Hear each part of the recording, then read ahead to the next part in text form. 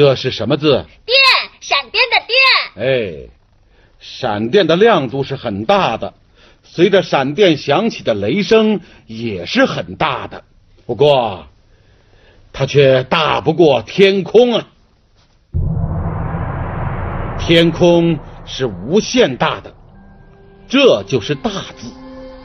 大虽然是一个人体的形象，但人们却用它来表示广大宽大的意思。闪电就是在无限大的天空覆盖之下闪亮的，所以这个字以及由它组成的其他字大都有覆盖、遮盖和掩盖的意思。那这个字的读音是什么？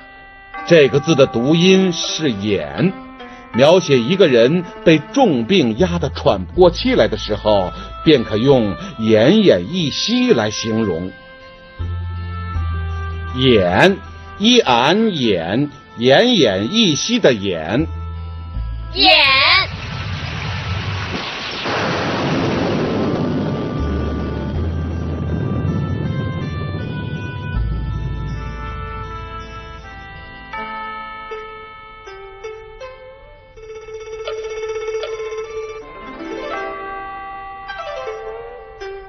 这个字的读音也念掩，是掩盖、遮掩的意思。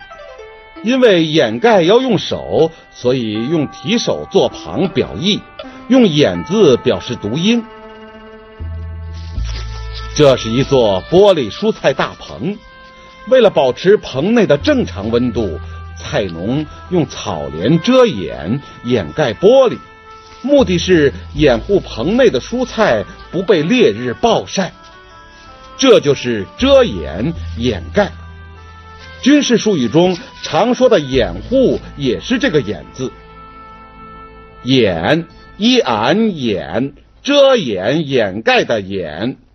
掩。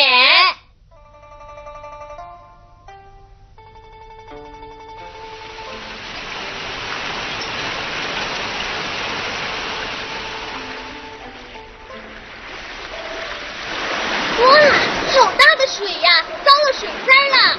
是啊，水火无情，各种各样的自然灾害总是给人们带来了灾难。看，房子被淹了，地里的庄稼也被淹了。因为是被水淹的，所以用三点水做旁表意。掩有覆盖的意思，所以用掩字表示读音。这就是被水淹了的淹字。哎，你不是听过关于水淹七军的故事吗？是，听过。哎，就是这个字。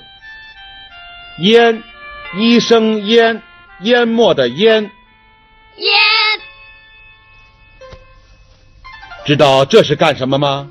不知道。我知道，这是在腌咸菜。对。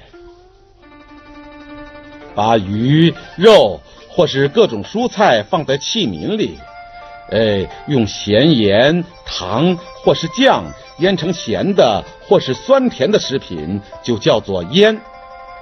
这就是腌字。不对，老爷爷，这个字是肉月旁，不能代表菜。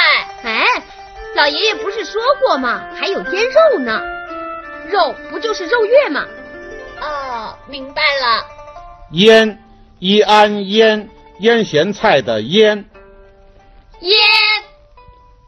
这种用茅草房顶掩盖着的房子叫做茅庵，这就是茅庵的庵字。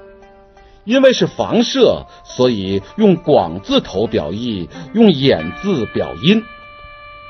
后来人们把尼姑出家的地方也称作庵。什么叫尼姑啊？男人信佛剃发为僧叫做和尚，女人信佛出家就称作尼姑。庵就是尼姑出家修行的地方。看，这座庵院叫做姑姑庵。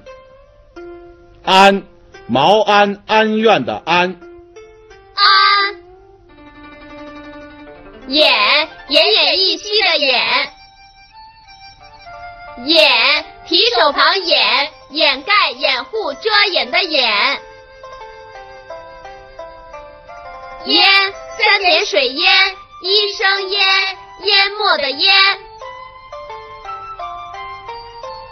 腌，肉月旁腌，腌菜腌肉的腌。安，毛安、安院、尼姑庵的庵。